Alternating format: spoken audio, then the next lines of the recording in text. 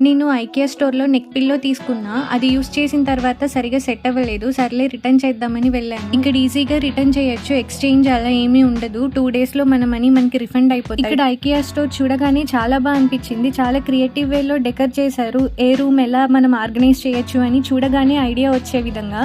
నేను ఇండియాలో ఉన్నప్పుడు ఐకియా స్టోర్ వెళ్ళడానికి ట్రై చేశాను కానీ కుదరలేదు. హైదరాబాద్లో అయితే 2-3 సార్లు అక్కడి వరకు వెళ్ళి లోపలికి వెళ్ళలేదు. ఎందుకంటే 2-3 కిలోమీటర్లు క్యూ ఉండేది. మేబీ ఇండియాలో కూడా ఇదే విధంగా డిజైన్ చేశారేమో. కామెంట్స్లో చెప్పండి, నాకు తెలీదు.